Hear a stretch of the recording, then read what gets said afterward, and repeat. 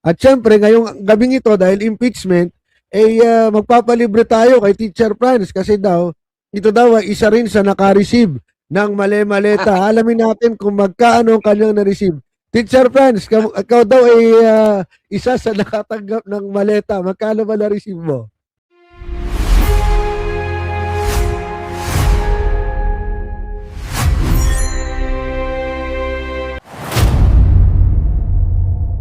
At syempre, ngayong gabing ito, dahil impeachment, magpapalibre tayo kay Teacher Franz kasi daw, ito daw ay isa rin sa naka-receive ng mali-maleta. Alamin natin kung magkaano ang kanyang na-receive. Teacher Franz, ikaw daw ay isa sa nakatanggap ng maleta. Magkano ba na-receive mo? Isang malaking kabuluanan yan, David and Kulex. So, kami daw sa Makabayan, 3 kaming congressman dati ng Makabayan, nakatanggap daw ng mga mali-maleta o maleta ng pera. No?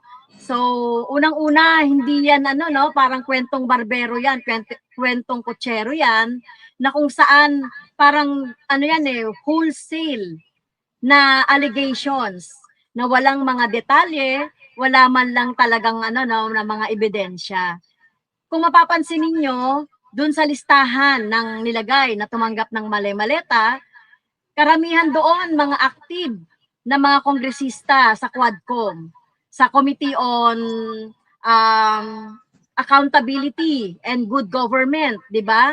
So, kami yon na nagbunyag ng confidential funds at saka yung extrajudicial killings ni dating Presidente Duterte. Kaya parang nilagay kami doon nang wala man lang mga ebidensya at detalye. At nakita naman natin yung timing, no? Panahon ito na sinimula na yung impeachment kay Sara Duterte at natapos na rin yung confirmation of charges kay dating Pangulong Duterte. At syempre ito nga yung pinag-uusapan natin tungkol sa political dynasty, no? Yung mga mahalagang usapin na dapat nakapokus doon ang ating mga mamamayan ay dinadivert, no? Utak pusit, no? Ginawa na namang squid tactics ng mga Duterte at ng mga supporters nito yung kwentong maleta, no? Yung alamat ng maleta na sinasabi. Kaya talagang marami talagang setback itong sinasabing mali-maleta na ito. Kaya hindi totoo 'yon na ang Makabayan ay tumanggap ng maleta, ng pera. Unang-una, wala naman kaming mga projects. Wala kaming flood control projects. Wala kaming infrastructure projects. Paano kami magkaka-kickback?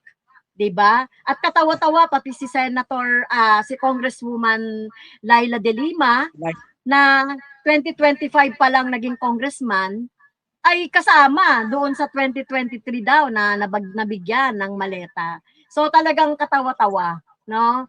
So hindi totoo 'yan, David. Kung meron, nako, kung maipapakita ko lang yung kabahayan ko, yung buong bahay ko, kung anong Hindi nga klaseng kami may bahay malibre ni meron Teacher ako, Franz. Nagkikita kami. makikita nila at hindi kami nagpapayaman, ang Makabayan. O di sana, nililibre tayo ni Teacher Franz. Pag nakikita tayo, wala mo nun. Di makapagpa-burger Oo man lang. nga, sana nalibre ko man lang kayo ng ng dinner.